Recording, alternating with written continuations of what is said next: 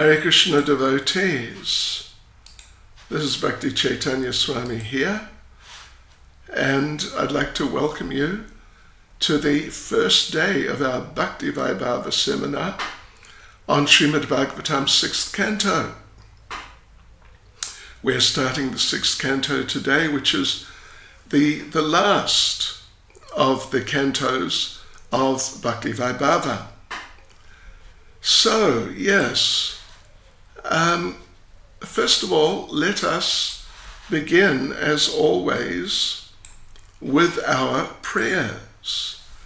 Nama Om Vishnupadaya Krishna Prestaya Bhutale Srimati Bhakti Vedanta Swaminiti Namane Namaste Saraswati Deve Gauravani Pracharane Nirvishesha Shunyavadi Pastyachadesha Tarane Sri Krishna Chaitanya Prabhu Nityananda Sri Advaita Gadadhar Shivasadi Gaura Bhaktavrinda Hare Krishna Krishna Krishna Hare Hare Hare Rama Rama Rama Hare Hare Vanchakalpatarubhyascha Kripa Sindubhya Eva Cha Patitanam Pavanebhyo Vaishnavebhyo Namo Namaha.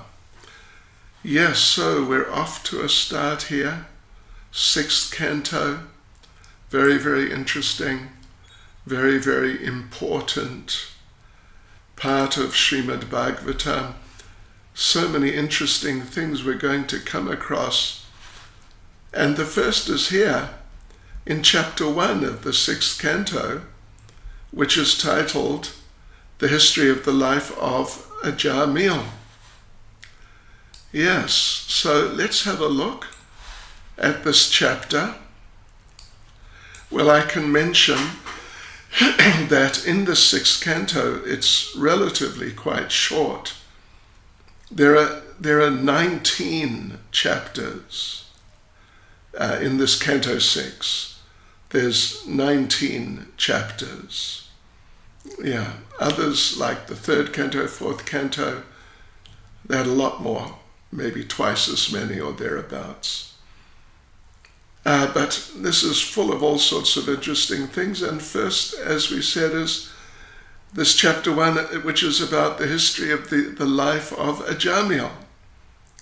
So we have divided this 6th Canto into 6 sections. First section is from verse 1 to verse 6, and we call this Maharaj Parikshit asks Shukadev Goswami how one can escape the hells described at the end of the 5th Canto. Second section is from verse 7 to verse 8. Shukadev Goswami suggests the process of atonement for escaping hell. Third section, verses 9 and 10, Parikshit rejects this. Then, 4th section, verse 11 to verse 19, Shukadev Goswami introduces the story of Ajamil. Then 5th section, Ajamil reaches the time of death. That's verse 20 to verse 29. And then finally the 6th section, it's very long, verse 30 to verse 68. And this we call the discussion between the Vishnu Dutas and the Yama Dutas. Right, so first of all, let's go then into this first section, verse 1 to verse 6. Maharaj Parikshit asks Shukadev Goswami how one can escape the hells described at the end of the 5th Canto. So we will read these 6 verses first of all, and then come back and read them again with their purports.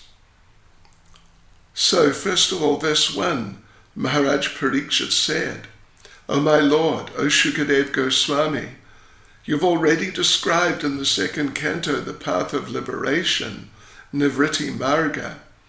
By following that path, one is certainly elevated gradually to the highest planetary system, Brahmaloka, from which one is promoted to the spiritual world along with Lord Brahma. Thus, one's repetition of birth and death in the material world ceases. Verse 2. O great sage Shukadev Goswami, unless the living entity is freed from the infection of the material modes of nature, he receives different types of bodies in which to enjoy or suffer, and according to the body, he is understood to have various inclinations. By following these inclinations, he traverses the path called Pravritti Marg, by which one may be elevated to the heavenly planets, as you've already described in the 3rd canto.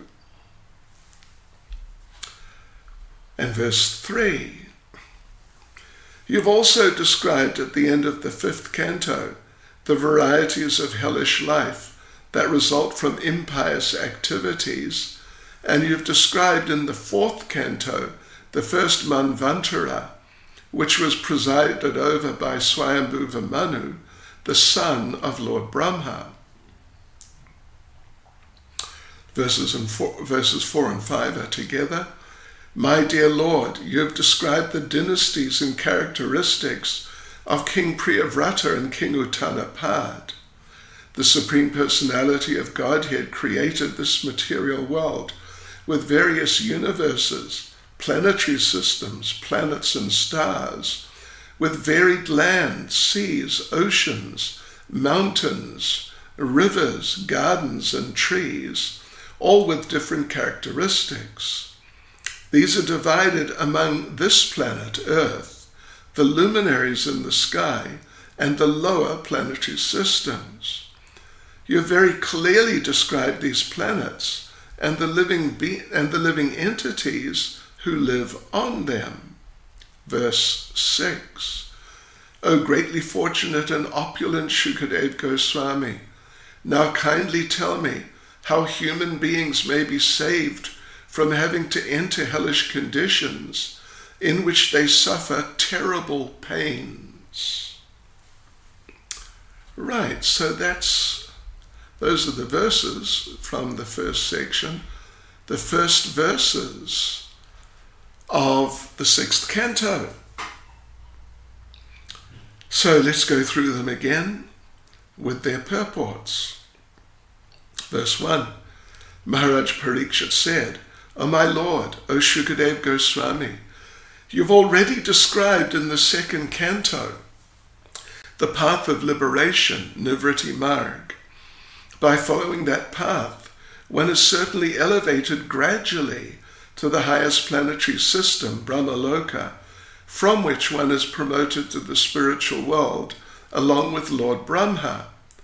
Thus, one's repetition of birth and death in the material world ceases. Yes, so let's have a look at the purport here. It's not a short purport, there are 3 paragraphs. So Srila Prabhupada points out, first of all, that Maharaj Parikshit, as a Vaishnav, he felt concerned for how the conditioned souls could get out of Maya and go back to Godhead.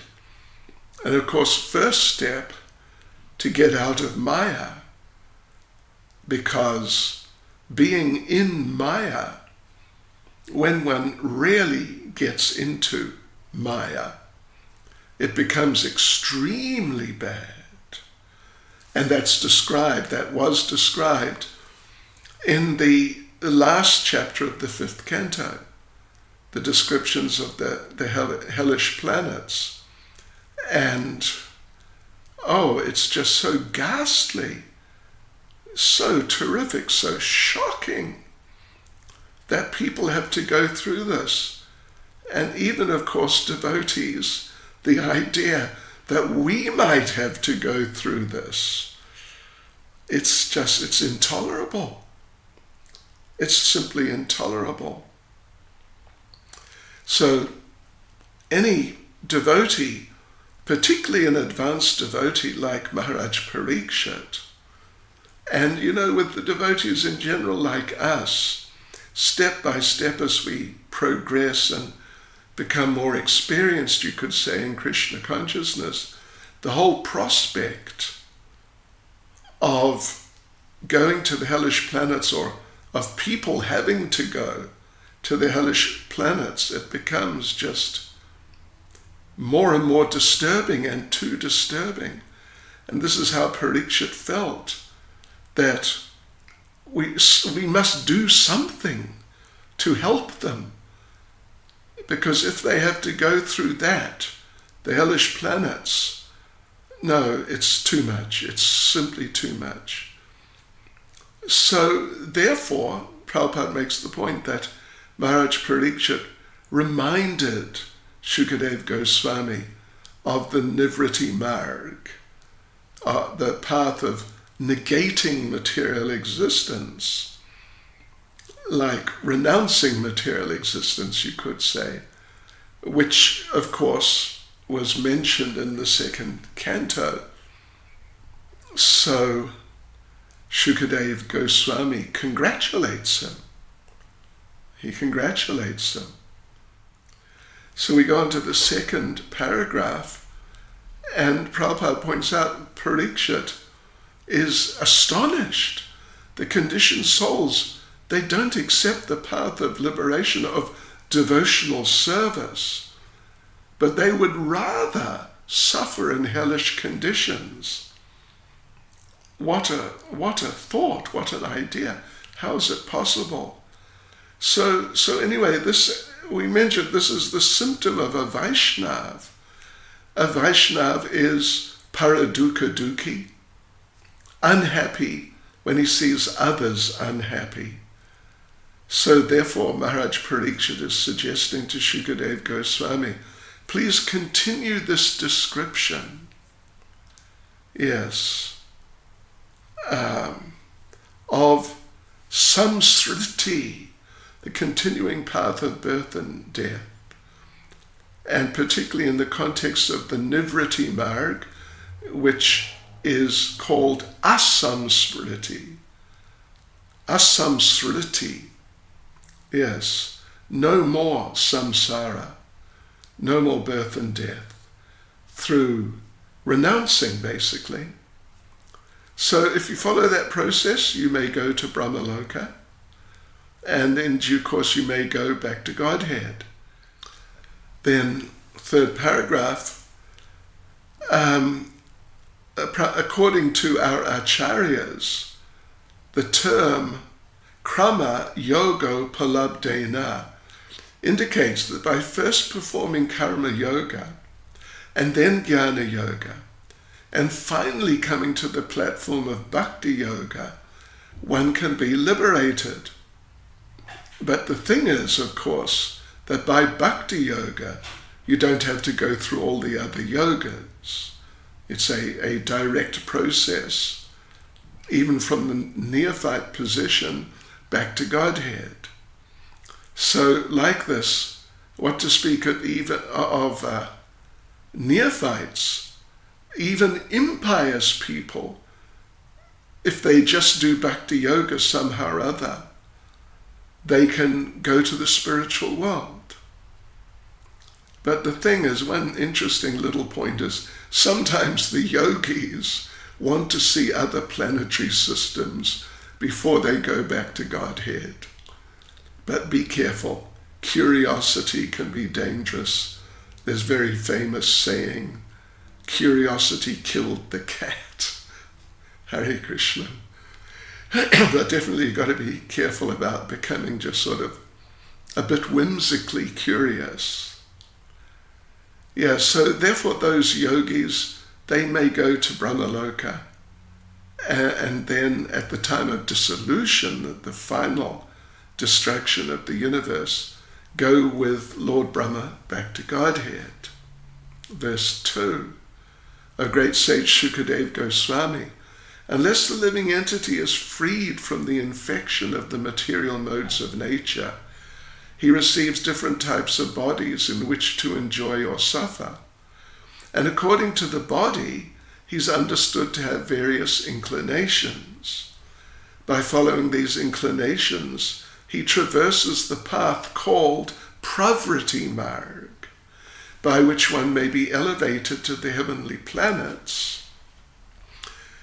As you've already described, Maharaj Parikshit says, in the 3rd canto. Yes. So Nivriti Marg, Pravriti Marg. Nivriti Marg is particularly aimed at getting out of material life and, just not getting entangled. Pravriti Marg, pious activity for elevation to heavenly planets, but one must be careful, otherwise one can get caught. One can get caught on the way, become materially attached, and then, who knows what's going to happen. Right, so there's a shorter purport here, just one paragraph. Srila Prabhupada explains how in Bhagavad Gita, chapter 9, verse 25, famous verse, Yanti Deva Vrata Devan, people take births according to who they worship. They worship the demigods, the forefathers, ghosts and spirits, or Krishna. So, of course, because of the modes, and particularly the modes that we're under, we have different tendencies, different propensities, and so we become qualified for different destinations. But if one is materially attached, basically, one may want to go to the heavenly planets. That's quite common. So if you have no information about Krishna, then people try to go to at least a higher material position. But when you're really convinced that the material world is just a place of birth, death, old age, and disease, then you can try to go back to Godhead. And that's why studying Prabhupada's books, studying Srimad Bhagavatam as we're doing, is so important, because it feeds our intelligence with Krishna consciousness. Just like we feed our bodies, of course, every day. Basically, we have to keep the body strong. So to keep the consciousness strong in Krishna consciousness, we have to feed the intelligence with Shastra, with Prabhupada's books, Prabhupada's explanations particularly, to remain and develop more and more conviction that we cannot stay in this material world. We cannot stay in Maya. We've got to get out. So when you become really convinced like that, you don't have to take birth again. So Prabhupada quotes Chaitanya Charitamrita Madhya Lila chapter 19, verse 151, famous verse. If one is fortunate, Bhagyavan, one gets the seed of devotional service by the mercy of Krishna and the spiritual master. So if one is really intelligent enough, one takes to Nivriti Marg and not Pravriti Marg. And in this way, one may go back to Godhead. So now verses 3, 4, and 5. Verse 3. Verse 3 doesn't have a purport. So I'll just read verse 3 and then go straight on to 4 and 5. You have also described at the end of the 5th canto the varieties of hellish life that result from impious activities, and you have described in the 4th canto the first Manvantara, which was presided over by Swayambhuva Manu, the son of Lord Brahma. Verses 4 and 5. My dear Lord, you have described the dynasties and characteristics of King Priyavrata and King Uttanapad. The Supreme Personality of Godhead created this material world with various universes, planetary systems, planets and stars, with varied lands, seas, oceans, mountains, rivers, gardens, and trees, all with different characteristics. These are divided among this planet Earth, the luminaries in the sky, and the lower planetary systems. You have very clearly described these planets and the living entities who live on them. So Srila Prabhupada's purport. Prabhupada points out that the words from the verse, Yatedam asrijad vibhu, clearly indicate that the Lord created this world with its planets, etc. The Lord created. Not that they just came out of nowhere or from some big bang or whatever the latest theory may be amongst the so-called scientists. So the atheists, of course, and there's so many different varieties of them, and generally, not always, but generally the scientists or so-called scientists, they're one category of atheists. They try to conceal the hand of the Lord. But still they can't explain how everything is there without intelligence and almighty power being behind everything. So, all they do is speculate, and it's best not to speculate. So Srila Prabhupada refers to Bhagavad Gita chapter 10 verse 8, very important verse, which is explaining that Krishna is behind it all, behind the material creation and behind the spiritual world also. And when you understand this, then you just naturally take to devotional service. You naturally surrender. Just like if your house is on fire, then you naturally get out. I mean, you may naturally try and stop the fire too, but you'll naturally do something about it. You're not going to just naturally just sit there and get burnt up by it. So, but anyway, the unintelligent can't understand this, unfortunately. So therefore they need the association of devotees, and they need to read the authorized books. So if they do these things, they can gradually come to the proper understanding after many births. And what verse, famous verse, makes that point? Bhagavad Gita chapter 7 verse 19. Vasudeva sarvamiti samahatma sadurlabhaha. That after many births and deaths, the person understands that Vasudeva is everything, the source of everything, and ultimately you can say everything.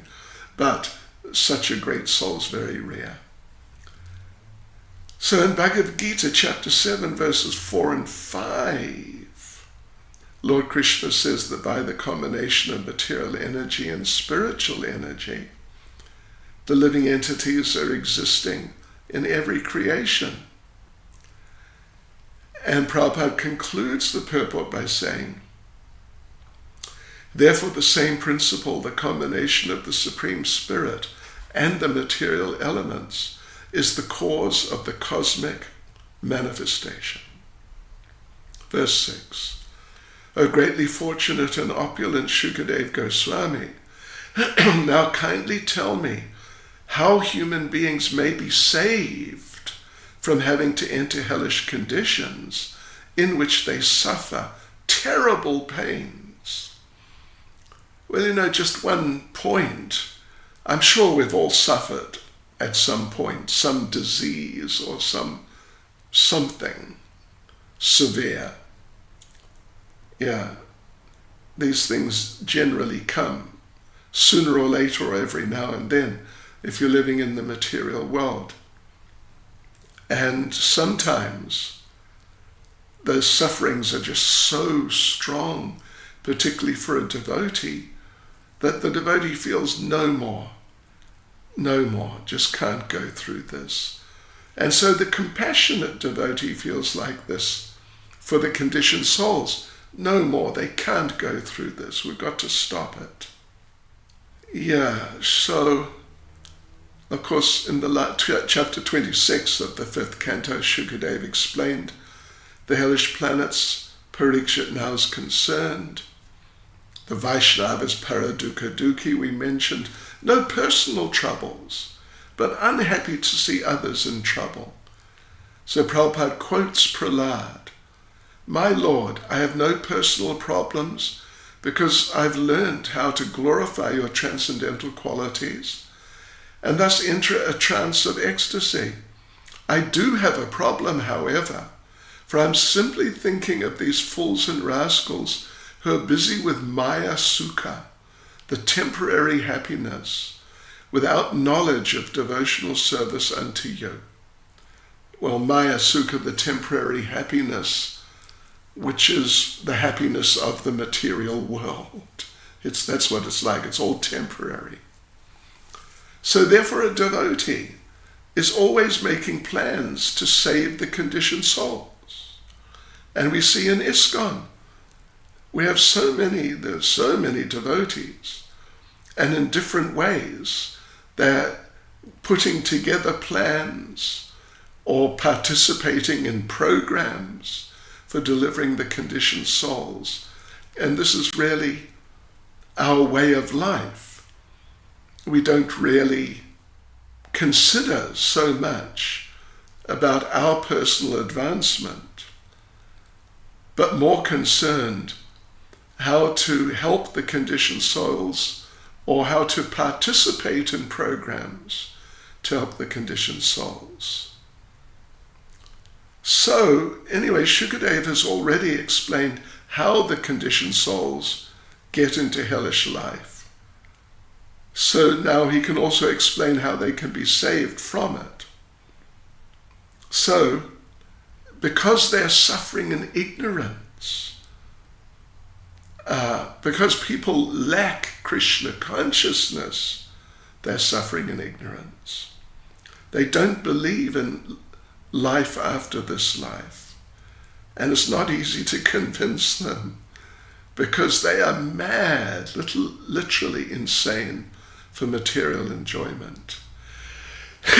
Even, sometimes devotees, they hear and hear and hear about these things for years, but still sometimes the idea comes up, well, maybe I could enjoy an illicit sexual relationship or something like that. So Prabhupada concludes the purport, and the section concludes. Prabhupada says, "Nevertheless, our duty, the duty of all sane men, is to save them. Maharaj Parikshit is the representative of one who can save them." Right, okay, so now the second section, verses 7 and 8. Shukadeva Goswami suggests the process of atonement.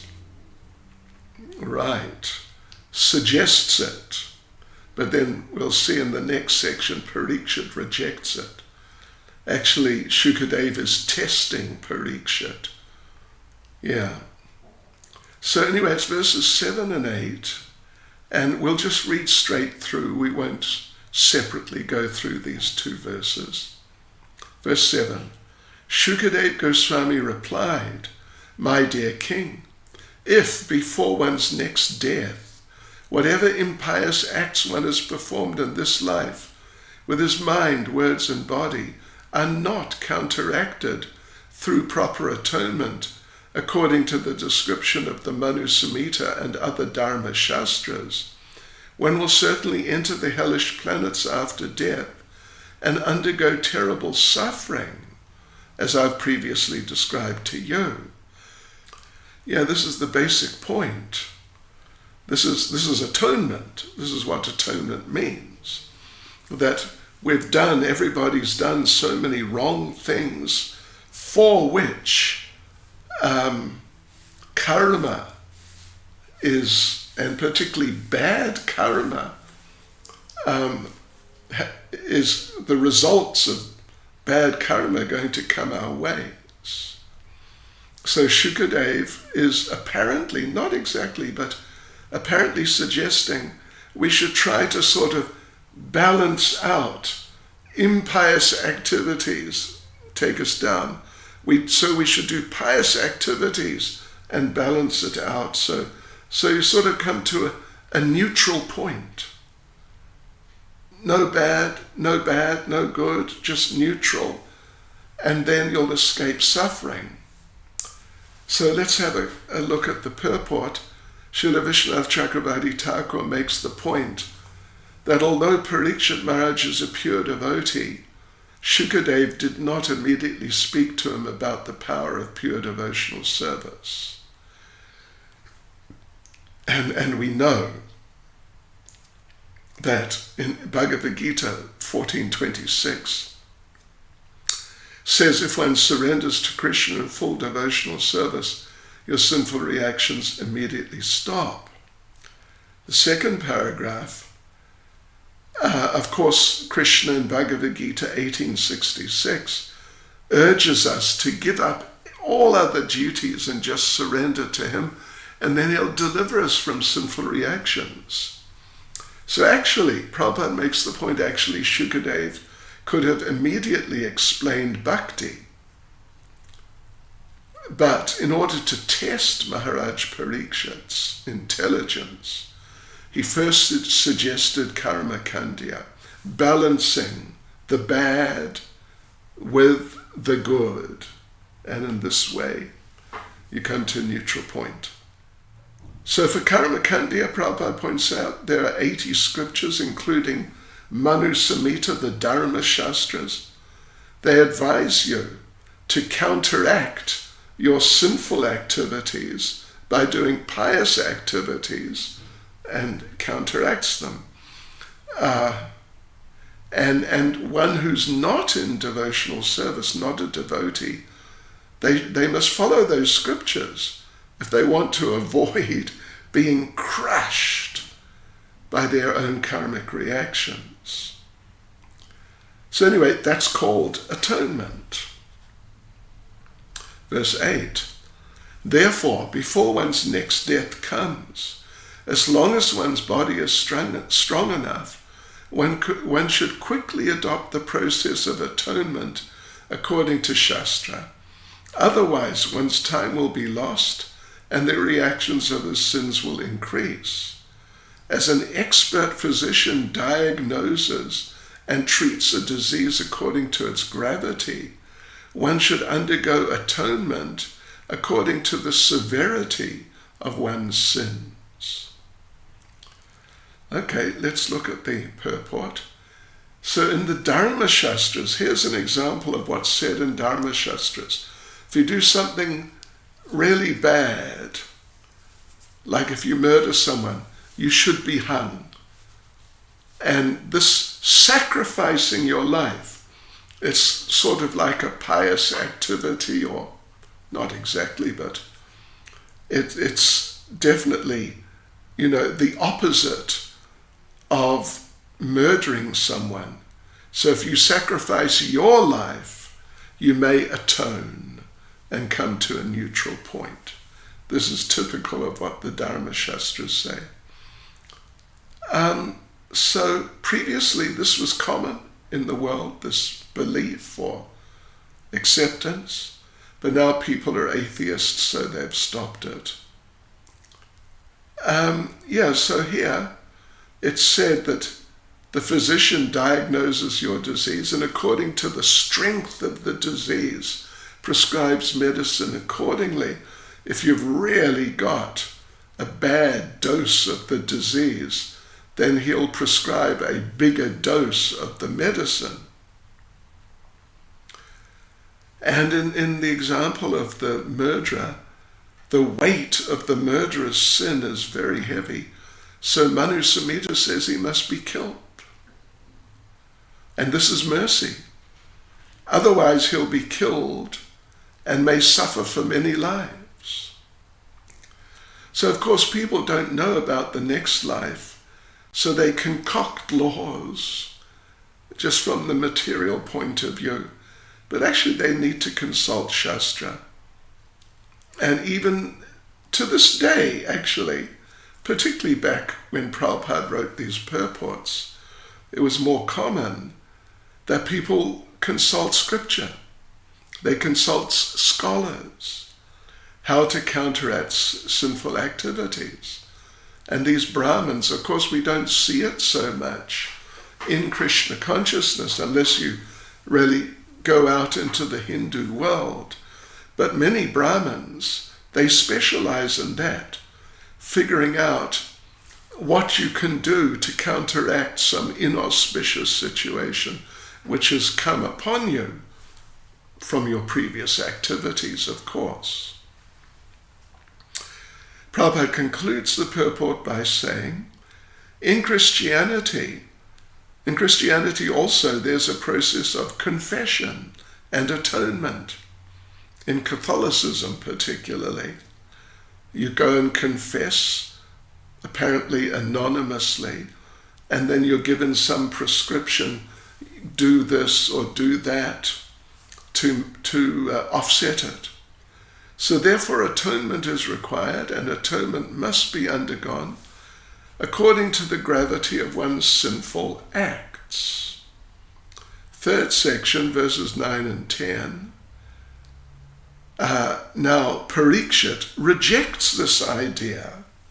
So again, we'll just read straight through.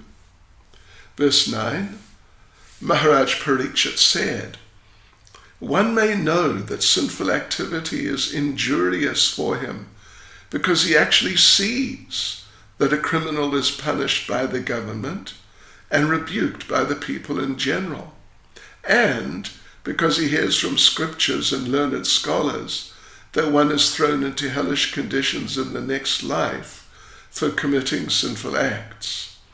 Nevertheless, in spite of such knowledge, one is forced to commit sins again and again, even after performing acts of atonement. Therefore, what is the value of such atonement? So this is Parikshit, the good disciple.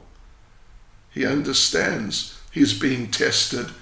He doesn't just blindly say, yes, sir, we will do atonement.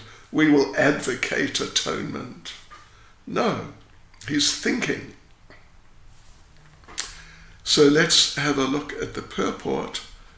So Prabhupada, as he just mentioned actually, again he says that in some religious processes there's a system of confessions, but then they sin again, the same sin again, they confess again, do the same sin again, and confess again. And this is a professional sinner.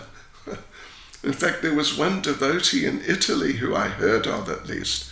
He was a Catholic priest in a village, a small place. And so he knew everyone. The confessions are meant to be done anonymously. But now he is hearing the same people every day or every so often, confessing, doing the same things. So he knew who was doing what. And in so many cases, they come and confess, he gives them something to do some pious activity or something, but then they come and confess again because they did the same sinful activity, and just on for years. So he decided this is not working, and he became a Hare Krishna devotee. Yes, so Parikshit Maharaj says 5,000 years ago, criminals would atone for their crimes, but then do them again as if they're forced to do them, because it becomes like their nature. Crime or just some sinful activity, just like drinking liquor, taking intoxicants, just again and again and again. And so therefore Parikshit feels that this sinning and atoning is useless. One has to be trained to refrain from sense gratification. So the word vivas indicates that even if one doesn't want to sin, he'll be forced to by habit. Prabhupada concludes the purport by saying, Parikshit Maharaj therefore considered the process of atonement to have little value for saving one from sinful acts. In the following verse, he further explains his rejection of this process. Verse 10. Sometimes one who is very alert so as not to commit sinful acts is victimized by sinful life again. I therefore consider this process of repeated sinning and atoning to be useless. It is like the bathing of an elephant, for an elephant cleanses itself by taking a full bath, but then throws dust over its head and body as soon as it returns to the land. Yes. Just one funny little story I can mention, which I've mentioned many times before actually. I was studying philosophy many years ago, and there was a British philosopher, Bertrand Russell, who was like a very popular figure, even though he's a philosopher. He was very popular. He would do like public programs, philosophical, but in very entertaining ways. And he had many followers. But he was famous for having a smoking problem. And one day he was being interviewed by some interviewer who, also being a bit cheeky, said, "Mr. Russell, have you got any suggestions for how people can give up smoking?" And Bertrand Russell, very clever, said, "Oh yes, of course, it's easy. I've done it many times." So this is the problem, habituated. You may stop, but then you can't keep stopped. You have to continue on. So anyway, short purport here. Yeah. Shukadeva is testing Parikshit's intelligence. And Maharaj Parikshit passed the test by refusing to accept atonement. So now Parikshit is waiting. Please give me another answer. Shukadeva Goswami, my dear spiritual master, give me another answer. This one is rejected. We've put it aside. So now Shukadeva Goswami really gets down to some serious business. In the fourth section from verse 11 to verse 19, we've called it Shukadeva Goswami introduces the story of Ajamil. 11 to 19, we may not get through all the verses and purports, but let's see how far we get. Verse 11, Shukadeva Goswami, the son of Vaibhava, answered, "My dear king, since acts meant to neutralize impious acts are also fruitive, they will not release one from the tendency to act fruitively. Persons who subject themselves to the rules and regulations of atonement are not at all intelligent. Indeed, they're in the mode of darkness, tamagun. Unless one is freed from the mode of ignorance, trying to counteract one action through another is useless, because this will not uproot one's desires. Thus, even though one may superficially seem pious, he will undoubtedly be prone to act impiously. Therefore, real atonement is enlightenment and perfect knowledge, Vedanta, by which one understands the supreme absolute truth." Right, verse 12. "My dear king, if a diseased person eats the pure, uncontaminated food prescribed by a physician, he's gradually cured, and the infection of disease can no longer touch him. Similarly, if one follows the regulative principles of knowledge, he gradually progresses toward liberation from material contamination." Verses 13 and 14 together. "To concentrate the mind, one must observe a life of celibacy and not fall down. One must undergo the austerity of voluntarily giving up sense enjoyment. One must then control the mind and senses, give charity, be truthful, clean and non-violent, follow the regulative principles, and regularly chant the holy name of the Lord. This is a very famous verse, incidentally. Tapasa brahmacharyena shamena cha dhamena cha. So yes, give charity, be truthful, clean and non-violent, follow regulative principles, and regularly chant the holy name of the Lord. Thus a sober and faithful person who knows the religious principles is temporarily purified of all sins performed with his body, words, and mind. These sins are like the dried leaves of creepers beneath a bamboo tree, which may be burned by fire, although their roots remain to grow again at the first opportunity. Verse 15, only a rare person who has adopted complete, unalloyed devotional service to Krishna can uproot the weeds of sinful actions with no possibility that they will revive. He can do this simply by discharging devotional service, just as the sun can immediately dissipate fog by its rays.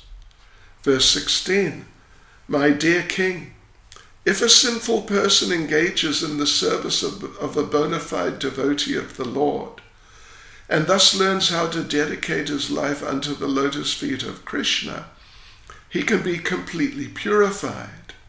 One cannot be purified merely by undergoing austerity, penance, brahmacharya, and the other methods of atonement I have previously described. Verse 17, the path followed by pure devotees who are well behaved and fully endowed with the best qualifications is certainly the most auspicious path in this material world. It is free from fear, and it is authorized by the Shastras. 18. My dear king, as a pot containing liquor cannot be purified even if washed in the waters of many rivers, non-devotees cannot be purified by processes of atonement, even if they perform them very well. 19. Although not having fully realized Krishna, persons who have even once surrendered completely unto his lotus feet and who have become attracted to his name, form, qualities, and pastimes are completely freed of all sinful reactions, for they have thus accepted the true method of atonement. Even in dreams, such surrendered souls do not see Yamaraj or his order carriers, who are equipped with ropes to bind the sinful. Okay, so let's go back and go through the section again. It is a long section, meaning there are some few major purports, really major. So let's just see how far we get. So the section title is Shukadeva Goswami introduces the story of Ajamil. Verse 11, Shukadeva Goswami, the son of Vedavyas, answered, my dear king, since acts meant to neutralize impious actions are also fruitive, they will not release one from the tendency to act fruitively. Persons who subject themselves to the rules and regulations of atonement are not at all intelligent. Indeed, they are in the mode of darkness.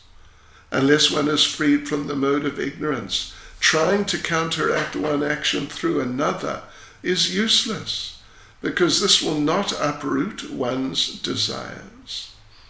Thus, even though one may superficially seem pious, he will undoubtedly be prone to act impiously. Therefore, real atonement is enlightenment in perfect knowledge, Vedanta, by which one understands the supreme absolute truth. Okay, so let's have a look at the purport. Shukadeva Goswami, he's examining Parikshit. Parikshit has passed the first stage of the examination by rejecting atonement because it involves fruitive activities. Try to counteract fruitive activity by another fruitive activity. You stay in the fruitive realm. So now Shukadev is suggesting speculative knowledge. Yes. So this is another test, actually. So it means progressing from karma kanda to jnana kanda. That's what he's proposing. Prayaschitam vimarshanam. Real atonement is full knowledge. Bhagavad Gita chapter 7 verse 15 applies here. Yeah. 7:15. Yes. One has to engage in devotional service. So Vimarshanan is also explained in Bhagavad Gita 15:15. Savasya Chamriti Sani Vishto, Krishna's in everyone's heart, and he's the one giving knowledge, remembrance, and forgetfulness. So the point is, if you study Vedanta but don't understand the Lord, you remain the same Mudha. Yes, so Bhagavad Gita then, chapter 7, verse 19, we just mentioned a moment or two ago, explains that one gets real knowledge when one understands Krishna and one surrenders to Krishna. So Prabhupada concludes the purport by saying, to become learned and free from material contamination, therefore, one should try to understand Krishna, for thus one is immediately liberated from all pious and impious activities and their reactions. So we've got another 5 minutes. Let's go through verse 12. My dear king, if a diseased person eats the pure, uncontaminated food prescribed by a physician, he is gradually cured, and the infection of disease can no longer touch him. Similarly, if one follows the regulative principles of knowledge, he gradually progresses toward liberation from material contamination. Again, it's more like the Jnana Marg. So Prabhupada comments that even if you cultivate speculative knowledge and follow strictly regulative principles of scripture, then you'll gradually be purified. So therefore, jnana, speculative knowledge, is better in a sense, is better than karma or fruitive activities. In fruitive activities, a person may fall down to hell, but on the level of jnana, one is saved from hell, even though one is not completely saved from the infection of material existence. But the problem is, the difficulty in jnana is you may start thinking that you're liberated. You may even start thinking that you have become God. Yeah, the last snare of Maya. Bhagavatam 10-32 explains how this is another phase of ignorance. Yen ye ravandakshavi muktamaninas tvayastapavad avashuddha buddhaya. That you think you're liberated, but actually you have contaminated consciousness, because you have no regard for the Supreme Lord. So your liberation is just you're thinking you're liberated. It's not real. So even in Brahma Gyan, one falls down because of not taking shelter of the lotus feet of the Lord. So Prabhupada concludes the purport by saying. Nonetheless, jnanis at least know what is sinful and what is pious, and they very cautiously act according to the injunctions of the Shastras. So we're going to finish here, devotees, because next is verses 13 and 14, and they've got a long purport, and not extremely long, but we would end up going over time. So we'll just stop here. Hare Krishna. Srila Prabhupada ki jai.